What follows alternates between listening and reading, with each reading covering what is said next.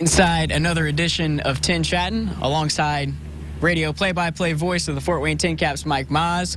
My name is Peter Hood, and Mike, we're recording this on a Wednesday. Normally we record it on a Thursday. By the way, we didn't plan this, but pretty good, right? It's like just not telling anybody. It's like they pay us to do this professionally or something here, the Red. But we're recording this on a Wednesday. Usually we record on a Thursday, so by the time this airs, they will have already played 2 more games than what we're talking about right now. But as we sit here right now, Tin Caps coming off a loss to the Bowling Green Hot Rods. They lose the series 2 out of 3.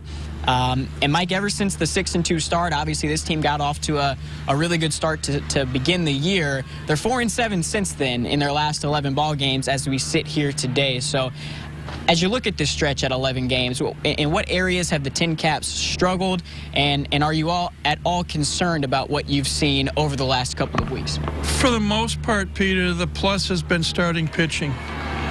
The minus has been the bullpen, the lack of a key hit, and some defensive lapses and breakdowns. And it's just a rough stretch. So there's no rest for the weary and no time to look back. It's time to look forward. And as you said, by the time this edition airs on the Friday night, weather permitting, 2 games will have been played against South Bend in the 4-game series. And the Tin Caps and the Cubs, I like to use the term arch rivals. Just the longest rivalry for any Fort Wayne opponent since the Fort Wayne joined the Midwest League in 1993. And we've got the most wins and the most losses against them. We lead the all-time series, we being the Tin Caps. But it's still, especially when you play over in South Bend, it's a little different story for some strange reason. And despite this tough stretch that they've gone on here, I mean, you look at it, obviously, you throw Wednesday out the window. They've had a lot of close losses during this stretch, games that they easily could have won, have played some good baseball, and we're going to highlight a couple of guys that have continued to play well for this team, specifically 2 guys that were taken in the first 2 rounds of last year's MLB draft. Ryan Weathers, I mean, he kind of set the tone with his first start of the year with how the season would go for him, but the outing he had on Monday, Mike, 6 shutout innings, he just keeps getting better and better, and what a treat he is to watch out on the mound. That outing on Monday night, you mentioned 6 innings, no runs, 1 hit, 1 walk, 6 strikeouts, only allowed 2 runners to reach base, faced 20 batters in 6 innings, and most of us upstairs in the press area agree that that was probably his best performance as a Tin Cap. And hopefully he'll keep it going. I mean, he's 2-0 with a couple of no decisions. Yeah, you mentioned with Ryan that you guys felt like up in the press box that was his best start as a Tin Cap, and manager Anthony Contreras agrees with that assessment. Let's hear from AC on his ace. Yeah, his last outing that he had was the best one that I've seen since I've known him. His ability to, attack hitters, not shy away from contact. He goes out them with all 3 pitches. For me, the biggest thing is him being able to just keep his composure. He's a fiery guy that likes to compete up there, which is great. But sometimes it might take a little too much fire out there, and you want to be able to compose that and be able to harness it and pitch your game. And the last outing was probably the best that he's shown that. Yeah, and it's funny because each one's a new level of dominant. Because I mean, none of his outings have been awful; they've all been really solid. I said to our pitching coach and pitching coordinator before the game when I was warming him up, I said that's the best he's looked in the pen. Like, I didn't want to jinx it, but every single pitch was spotted up. He had command of all 3 pitches.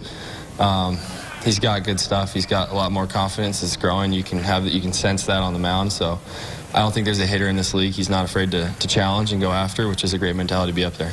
Yeah, so Weathers, I mean, ERA in the 1.5s right now as we sit here today amongst the league leaders in strikeouts. He's obviously been phenomenal. Another guy who was picked in last year's draft who's really stood out through these first 20 or so games in the season, outfielder Grant Little. And Mike, he's done it both offensively and defensively, hitting .344 right coming into today's game amongst the league leaders in hits. And he's made some phenomenal plays, specifically out in left field here at Parkview Field. Go back to opening night against Lansing, if you may remember. He was playing left field, covered a lot of ground towards the corner, leaped up, made the catch, and as the ball hits the glove, his back hits the wall. And that was a key play in that game against the Lugnuts.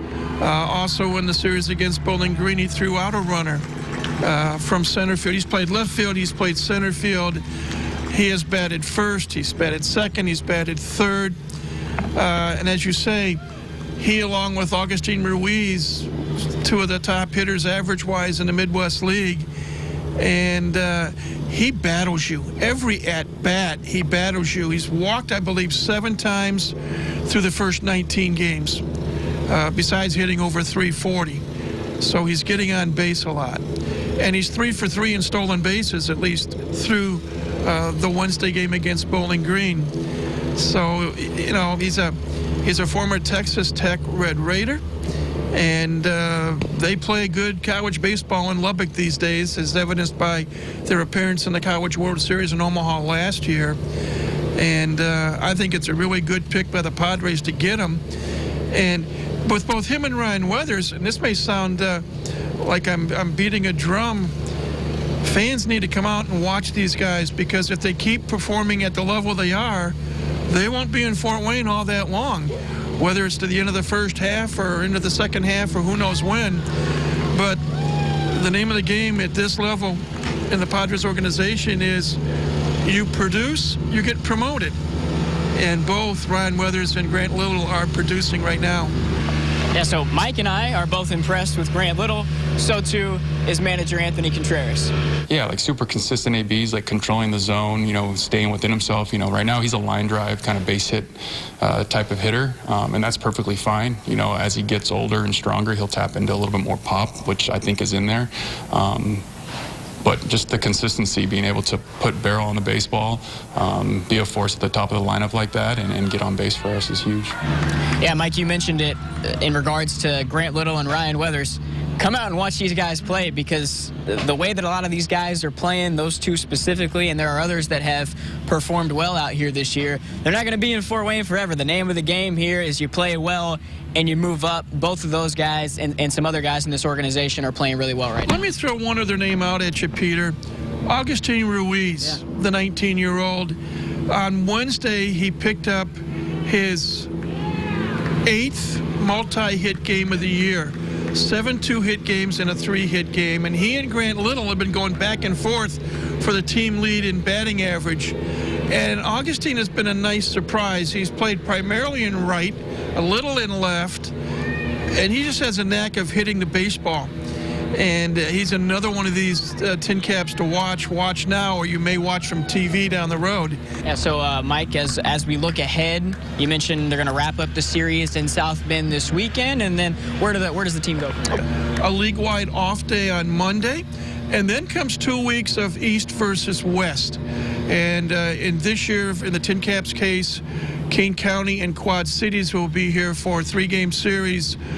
Kane County next Tuesday, Wednesday, Thursday, and then the River Bandits Friday, Saturday, Sunday. Again, it's really important that the Tin Caps play well and defend the home turf. After the Wednesday loss, they are now 7-4 here at Parkview Field. But 6 more opportunities starting Monday of next week to improve on that before they get back on the bus and head up to the Badger State. He's Mike Maz. I'm Peter Hood. That'll do it for this week's edition of TinChattin. Stick around. We got much more coming up in the locker room right after this break.